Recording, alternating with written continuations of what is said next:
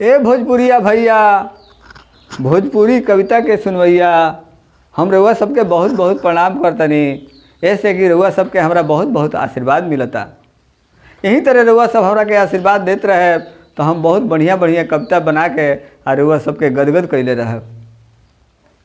तो सुनी एगो छोटी चुकी कविता एगो घटना पर बा।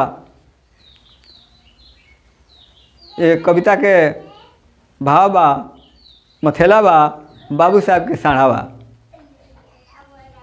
देखी हमारे गाँव में एक जना बाबू साहब बड़े, तो कुछ दिन पहले वो एगो साढ़ रखले रहे। साढ़वा बड़ी मार खा रहे। एक दिन के बात हो जे बाबू साहब गए टाणा बा, तले तुरा दिल सुन के साढ़वा। बाबू साहब गए टाणा बा, तले तुरा दिल सुन के साढ़वा। गाँव भर पड़ गई हाला, गाँव भर पड़ गई हाला, सभे डेराला, लगे केहू न जाला। साढ़ लागल हौकड़े, साढ़ लागल हौकड़े, आ महाजन के टाठी जाके लागल अखड़े। महाजन लाठी लेके धौले, मड़ी के बोलवले, आ साढ़ के भगवले। ए भैया, बीचे डगरी खाड़ रहे मंगरी, बीचे डगरी खाड़ रहे मंगरी, मार धल साढ़ होकर टूट गई टंगरी। गईल अस्पताल, गईल अस्पताल, लॉकडाउन लग रहे हाल, डॉक्टर डेरा ले, लगे न जाले। ए भाई, दुआर बहारत रहे सोखा, दुआर बहारत रहे सोखा, तले क दलस धोखा।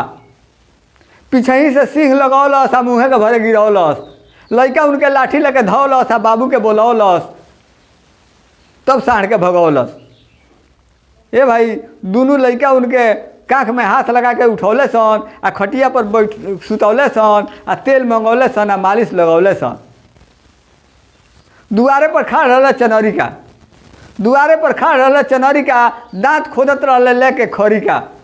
तब ले बोलल एगो लड़िका, ए भाई साढ़ तुरौले बौनिए जाई। साढ़ का डरे भगले घरे, साढ़ भुखाइल रहे, लागल जाके चरे। दू जना बगल के रहे लो, बाबू साहब के बगल के दू जना सोचल लो कि साढ़वा के घेर के आ बांध दिहल जा। तो सुरेश बाबू लगले घेरे, राम बली बाबू लगले चुचकारे, तब ले तो पड़ गई मारे। सुरेश बाबू लगले घेरे, आ राम बली बाबू लगले चुचकारे, तब ले तो पड़ गई मारे। दोनों जना भगले अपना अपना दुआरे, सुरेश बाबू के खुल गई धोती, हो गई उघारे। ए भाई, साझी खान बाबू साहब अइले, साझी खान बाबू साहब अइले, साढ़ के धइले, घरे ले गइले, तब साढ़ बनइले।